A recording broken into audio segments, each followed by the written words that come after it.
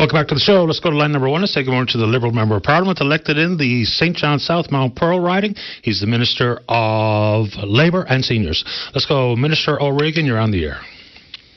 Hi, how are you? Doing okay. How about you? Good. We spoke last week from Beaumont Hamel. He asked me to come on this week so we could divide the two. Pay attention to Beaumont Hamel last week and dig into some politics this week. Happy to take the invitation. Yeah, and I'm glad you did. You know, I just didn't feel like muddying the waters about a solemn occasion and ceremonies associated with some of the other issues of the day. But here we go. So this is not necessarily in your bailiwick or your ministerial portfolio, but I heard you speaking recently about the wind, hydrogen, ammonia plays that are proposed here in the province. People really focus on our World Energy GH2. So I don't know how to characterize it, but it seems like you're quite bullish, optimistic, and all in on these proposals. But one of the questions that has been asked is, you know, given this is industry in its infancy, we don't really know a whole lot about it because it's not just a wind farm. It has the additional, you know, electrolysis, ammonia, and what have you. People in the area who are going to be most impacted, they were hoping for a trigger of a federal assessment, would offer intervener status, some research monies coming in the door so they can get the questions they have answered. Why shouldn't that have happened? Because there's a lot of unknowns still regarding these proposals. Because we were satisfied with the good job that the province is doing. And in fact, one of the jobs that the Prime Minister gave me after the last cabinet shuffle, and it's got a boring title, so nobody really talked very much about it, but I am the chair of the Ministerial Working Group on Regulatory Efficiency and Clean Growth, which has all the big ministers on it, like Freeland and Wilkinson and Guilbeault and a whole bunch of them, really looking at how we get things done faster. One of the things that we found is where the province is doing a good job on environmental assessments, we might have to make a few tweaks to it or whatever. They really should only have to go through one assessment instead of two. I mean, it's just, unnecessary. So a bunch of things like that, speeding up permitting, making it easier for Indigenous communities to take on consultation. In this case, the province is doing a solid job, and also, most of it is contained within provincial jurisdiction. We just come to an agreement with the province, and there's no need that we can see because they are doing a solid job on this. It is in our parts of the world, it's a nascent industry. In other parts of the world, this is this is going on all the time, including in the United States. But there's a race on for it. Every one of those wind turbines takes up about 60,000 pounds, I think, of copper. So there's a world run on copper. This is a huge business, and the good news is, and we've been burned before in our province's history, is this is private money. This is not dumps of public money. This is private money. This is investors seeking to make a profit, and they have looked at this, and a lot of them have deemed that they can make money off of this, and shipping clean hydrogen to markets that want it and are willing to pay a premium for it, namely in Europe and some parts of Asia. Certainly, given our proximity to the European market, it's going to be in a lot of it's going to be sold in Europe.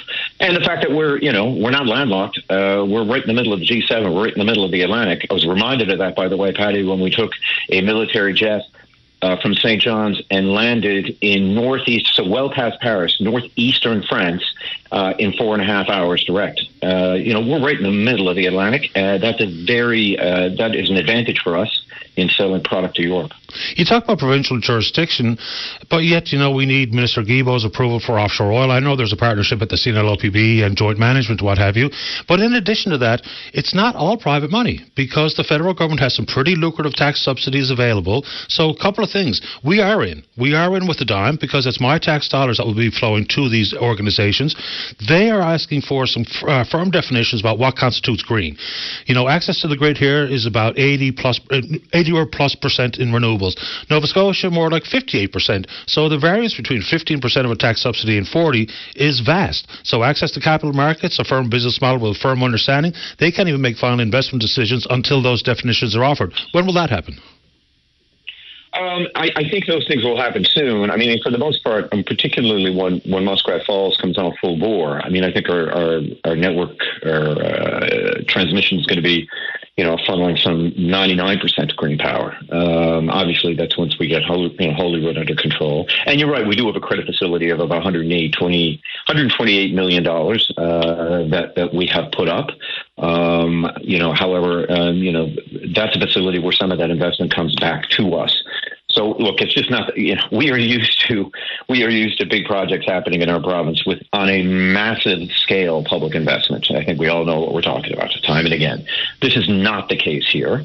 And look, it's something that we're offering. Not just to Newfoundland and Labrador, but to other places where they can offer up similar ways for us to get involved in what is a very competitive field. Some of those credit facilities are up and will come in the form of investments from the federal government where we think perhaps we could make taxpayers some money as well. But the credit facilities are designed to work with them so that they've got the money on hand and can get it out the door as quickly as possible, because we do want this industry to work. So between Everac and Everwind and Pattern and the Exploits Valley Group, they've now seen John Ridgely be able to secure what is not necessarily a loan, but not to split hairs, $128 million line of credit. They're going to come with their hands out too. So as much as said is we are not putting public monies in essence we are. So will that be the case for the other proponents here? And where does it stop? Oh, they'll all be treated equally. No question about that. And also remember, the pool of resources that we're used to was on a provincial level. This is on a national level. We are far better equipped as a federal government on a national level to be able to afford, investments like this. And we have done so. Look, we're offering very, very similar investments on EV, particularly in Ontario, on several occasions. We're building, we're basically revamping the entire auto industry of Ontario with a provincial government that is very, very supportive of it. And that's to the tune of billions and billions and billions of dollars. We've done the same in Alberta with Dow and with some very interesting chemical plants that will lower emissions. And, we're also looking at carbon capture with pathways.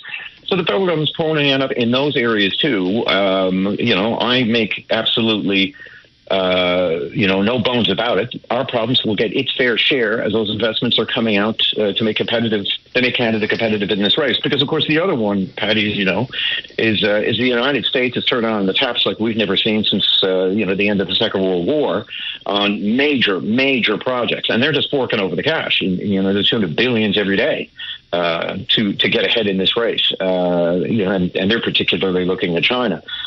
But we got to keep ahead, and we got at least got to keep up. So you're very judicious in making these investments. You got to make sure that they're in technologies that we know, green ammonia, green hydrogen. These are happening, and we've got a market that really wants it. It did have an effect on me, even though there's no guarantees. But I always keep coming back to it. It did have a big effect on me being in Stephenville and seeing the German Chancellor's plane land with all those CEOs, like Mercedes and like Siemens. They are serious about our province. They believe we are the best place to invest in the world for this. They are the ones carrying a lot of money. One thing I learned in natural resources when I was minister there is follow the money. Follow the investment. The investment is going into these areas, despite all the fuss about it that sometimes goes on in politics. And these countries and these big companies, they'll be chasing price point too. They're all about money. So Germany acknowledges that green hydrogen is extremely expensive currently. They've set aside 1.2 billion euros to help subsidize the price point for their consumers. They've also just dropped the gas storage levy, to try to get away from Russian gas. So a couple of quick questions there. I want to pick up on your mention of carbon sequestration or carbon storage. The largest carbon storage facility in Alberta just shut its doors. It doesn't have the business model that works. So they were promising 90% capture. They'd never achieved more than 60, and they can't make it work as a business model. People think that the oil industry are big fans of this because it's greenwashing their industry. So carbon capture, you talk about things that we should invest in that we know works. We're not even sure carbon capture can work. It can work, but at what cost? Yeah, no, we want to look. It's going to require significant investment from the oil companies out that way. There's no question about it. But my feeling on reaching net zero is you just don't rule anything out. There are just too many people who are looking for perfect, and that gets in the way of the good. Carbon sequestration happens in all sorts of areas. It happens, and it happens offshore too, whether it's in Norway or the Gulf of Mexico. So this is a technology that not just works, but is being used. Whether this particular proposal worked out or not, I don't know. I'm not familiar with that one. But I will say that, all the big guns are involved with pathways. They need it to work. They want it to work. Again, despite all the fuss and bother, investment is going to places that take net zero seriously. And the problem that we encountered when I first became Natural Resources Minister was, capital flowing out of the oil sands. Because internationally, it's a very cold and calculated business how it works. You get a bunch of people in a room, and the big boss fellow in Zurich or London or New York says, "What are we doing about lowering emissions?" And all the junior analysts put up their hands and say, "Oh, we're just not going to do Canadian oil," and that's it. And then billions don't flow into Canada. So you got to be able to say, no, hang on. On the other side of the ledger, this is what we're doing. We're committing to this. We're committing to that. And again, despite all the fuss and bother that happens, and despite everything, the decisions that the Smith government has made on renewables, by far the leader in the country on renewables is Alberta on solar and wind. Nobody else is even close. But back to pathways, we've got to follow the examples that we see in the North Sea, in the Gulf of Mexico, and in other places. The geological formation under Alberta and in Saskatchewan is absolutely perfect to store carbon. So it is worth our while to look at this, because we have to find ways to lower our emissions, particularly methane, and this could be an excellent way to do that. So, we want to work with them on that. You talk about the quest for alternative fuel sources. One of your key political opponents, Mr. Poilievre, talks about unleashing the LNG, or the natural gas, the plethora of natural gas that we have in this country. Minister Guilbeault, on the other hand, is saying it's going to be difficult to get some of these proposals greenlit, whether it be onshore versus offshore. We know we have a lot of gas. The Prime Minister has got into it by saying, there's no business case. Shouldn't that be up to the industry to determine whether or not there's a business case? And what about the potential for LNG for the world? That is an absolutely huge appetite for that product. Yeah, look, I think it's an excellent way to get, particularly countries in Asia who have a particular infrastructure that's built up. It's an excellent way for them to make the transition. The debate in some quarters is that if you do LNG, then you're still dealing with fossil fuels, and these countries in Asia should make the leap going right away to solar and wind. Well, that doesn't necessarily work for them, because what it does is it assumes transmission lines that are set up for it, and that may not necessarily be the case. But it is easier to make that switch from coal to LNG. I mean, I do get it. There are a lot of people who want us to make big leaps fast. And listen, given the summer that we're probably about to have and how quickly this is all happening, the sense of urgency is there, no question. But LNG is something that is happening. We are opening up LNG on the West Coast. It did take some time after an environmental assessment.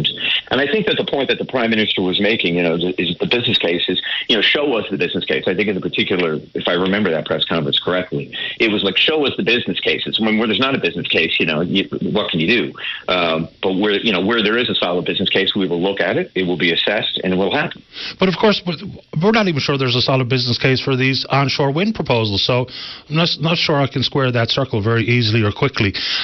Before we let you go, a couple of very quick ones. One just jumped right out of my head. But, when are the amendments coming to the Atlantic Court to allow for offshore wind, if and when those proponents come forward? Those amendments should be passed very quickly. So I think, if I'm not correct, we just got it through third reading of the House.